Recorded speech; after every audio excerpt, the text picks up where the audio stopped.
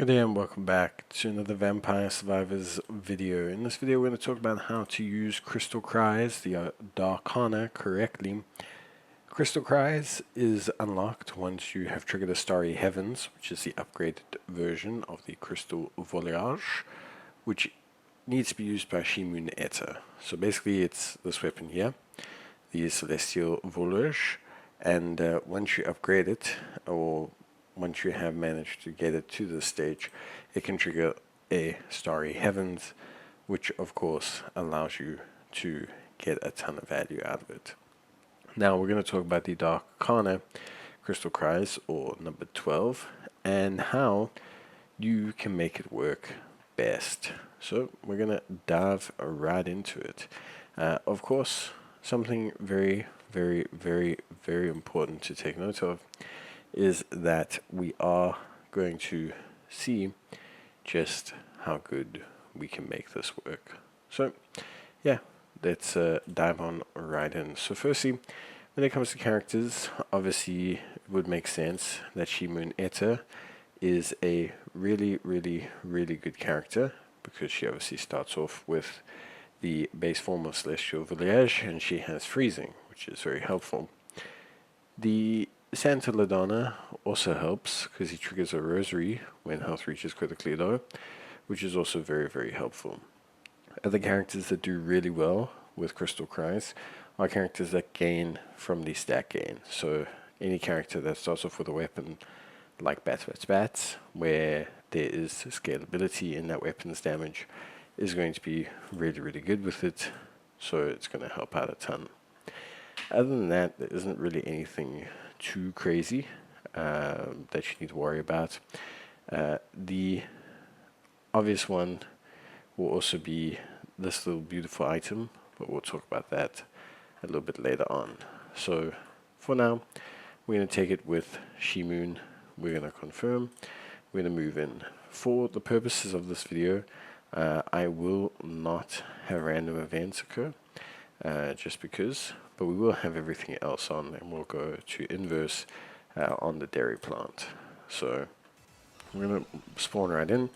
We'll take it first, although it's not something you need to take first, right? It can be very helpful, but it's not something you need to take first.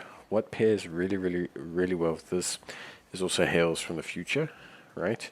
This one's great because you receive one of the listed items when leveling up, and of course included in there can be an Aura Legion, which lets you freeze up the opponent, which is very important. It allows you to start scaling up really fast.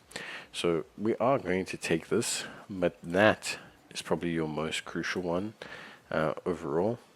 Just really important. Other than that, really it's not anything too crazy. There's nothing else that really makes it like stand out overall. You could get extra treasure chests, you could have anything else really here. On the normal side of things, obviously there's certain ones that do work nicely. So Mad Groove allows you to pull all items towards you. That's obviously just great. Lost and Found painting helps a little bit with freeze duration if you're really into that. And freezing, generating explosions is always going to be good. So Out of Bounds is a great pickup as well. So if you are picking up and you're not going to buy any extra, essentially grabbing yourself the Out of Bounds and grabbing yourself Hail from the Future and Crystal Cries is going to be more than enough to get you going. So yeah, other than that, pretty good. Obviously, one thing you need to be aware of is that because you're using Shimun Eta, you are going to spawn in really quickly if you get low health with your first Aura Legion. But if you don't have enough damage, you're not going to have a good time with it. What I suggest you pick up with this is weapon cooldown. Okay, it's going to be very helpful because you are predominantly going to be working with Celestial Voyage, which is, you know, very important. So Empty Tome is nice as always with cooldown. Movement speed is going to be really important, and area is super duper important. So if we can get area, movement speed, cooldown and amount, it's very, very crucial for this item, because when it evolves, that's what it's going to scale off of really, really, really nicely.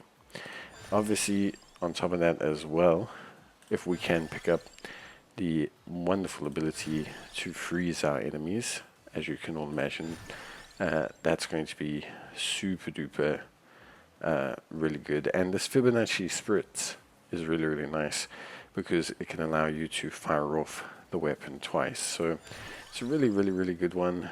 For now, what we're going to do is we are looking for ideally the freeze. Not going to get it, so we will take Fibonacci Spritz, because that's going to help us trigger additional procs, and that's crucial because it's going to help us potentially freeze enemies. Attractor Orb is also good here, because it does help with picking up the frozen souls once we do get them. And then other than that, basically anything else that you want is going to be a good one for you. Fibonacci Spritz, Empty Tome, some luck, anything like that will be great for you overall. Because it's going to allow you to, when you do proc the effect, to really pick up everything big time. So for now, that's really where you're looking at. What we're going to do is we're going to just skip ahead a little bit into the sequence. So we'll skip ahead a little bit, and then I'll show you guys kind of like the final build that we're rolling with. Just as a side mention, the only one you really want to avoid here is Victory Sword, because when it evolves, it creates an issue, as it creates a limiter on the map for items that can spawn. And you're going to start to really feel the effect of that. As you can see, because we have some of our stuff already set up, we are starting to scale out really, really, really nicely.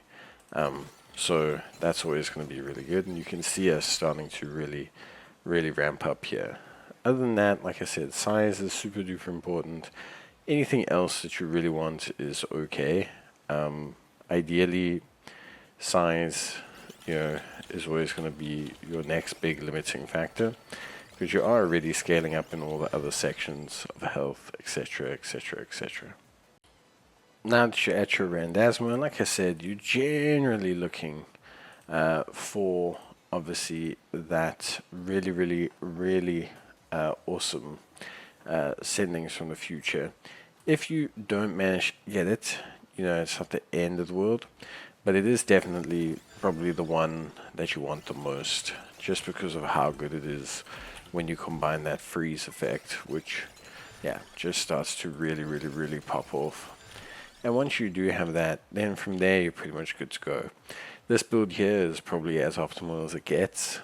Laurel for a little bit of protection, Fibonacci for a little bit of extra spawning in on all those freezes, Clock Lancet to obviously spawn all those freezes, and then everything else is perfect here with cooldown, Tractor Orbs, Wings, Spinach, Area, and Mount. Obviously, you don't need to pick up XP or anything. That's not super important. If you're looking for other abilities, you can always look at something like perhaps, pretty much anything is going to be great here.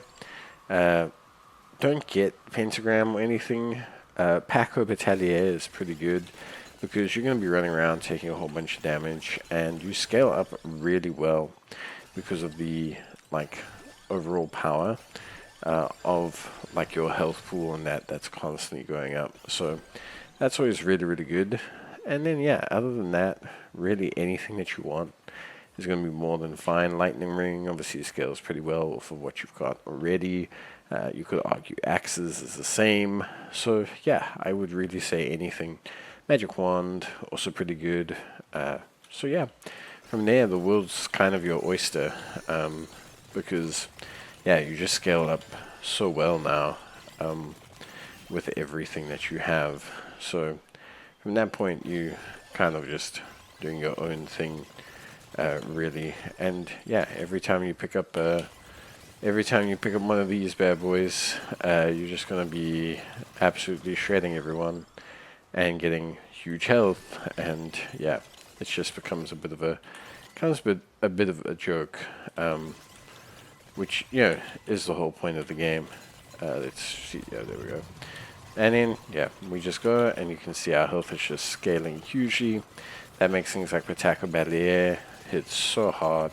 And yeah, you're pretty much on an infinite loop. Because you're scaling up with Paco Batelier so well, you really are just kind of like non-stop looping, which is of course great, right? And then once you evolve Fibonacci Spritz, you're triggering everything again. It's just really, really awesome. So yeah, honestly, from that aspect, I would say this is a super fun build. Really, once it gets going, you are, yeah, just crazy because you're recovering so much, you're building up so much, your growth is so high.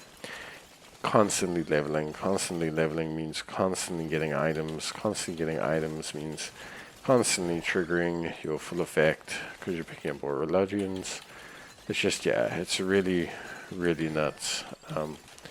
I think overall, and yeah, I for one love it. I think it's one of my favorite like builds because it uses some interesting mechanics to get going, and then from there you kind of just go crazy with it. So yeah, but that's it from me. See you guys in the next one. So then, of course, take care, stay safe, and bye.